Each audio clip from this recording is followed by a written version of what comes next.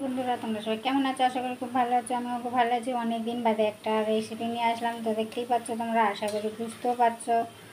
যারা না বুঝতে পারছো চলো তাদের জন্য বলেই দিই। আমি আজকে বানাচ্ছি হচ্ছে গোলাপ জামুন। গোলাপ জামুনও বলতে পারো, লেডিকেনি বলতে পারো, যেটা ইচ্ছা। আর এদিকে দেখো ল্যাংচা বানাচ্ছি, ঠিক আছে। তো জলের মধ্যে ওটা ভেজে অনেকক্ষণ তুলে ঠান্ডা করে জলের মধ্যে দিয়ে দিয়েছি ফোটার জন্য। দেখতেই পাচ্ছ জল ফুটছে। আর এদিকে এটাও মোটামুটি হয়ে এসছে। তো আমি ওখানে ঝুলে কালারটা দেখতেই পাচ্ছ, সুন্দর একটা কালার হয়েছে। তো আমি একে এখন তুলে ওটার মধ্যে দিয়ে দেবো। তো চলো, এটার গ্যাসটা বন্ধ করে দিয়েছি, দেখতেই পাচ্ছ। এবার সবকটাকে তুলে নিই। আশা করি বুঝতেই পারছো কালারটা দেখে, ঠিক আছে।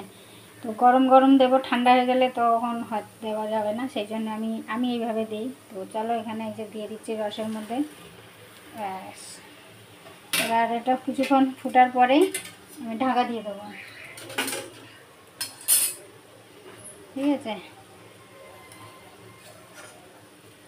এটা কিছুক্ষণ ফুটবে, ফুটার পরে ঢাকা দিয়ে দেবো, দিয়ে বেশ 4-5 ঘন্টা ঢাকা দিয়ে রেখেই দেবো। নরম হয়ে যাবে, সাহায্যে রসটাও পুরো এর মধ্যে ঢুকে যাবে। তো দেখতেই পাচ্ছ, আশা করি বুঝতেও পারছো। দেখো কত সুন্দর কালারটা হয়েছে।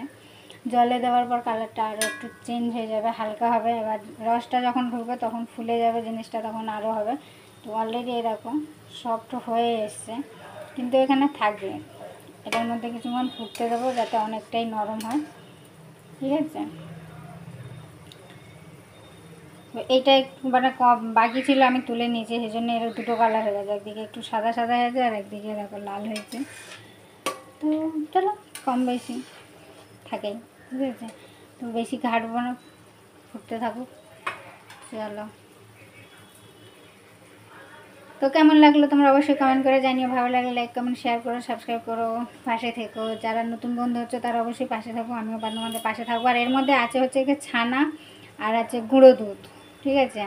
তো তোমরা তো জিজ্ঞাসা করবে কী দিয়ে করলে নিশ্চয়ই, তো সেই জন্যই বলে দিলাম গুঁড়ো দুধ আর ছানাটাকে ভালো করে লেবু দিয়ে ছানা কাটিয়ে নিয়ে ভালো করে ধুয়ে, ভালো করে যেমন করে মিষ্টি দোকানে সেরকম ভালো করে পেস্ট করে নিয়ে তার মধ্যে ছানা দিয়েছি, একটু নুন, সামান্য একটু খাবার সোডা দিয়ে এক করে মানে ভালো করে মাখিয়ে তারপরে এই যে তেলে ভেজেছি।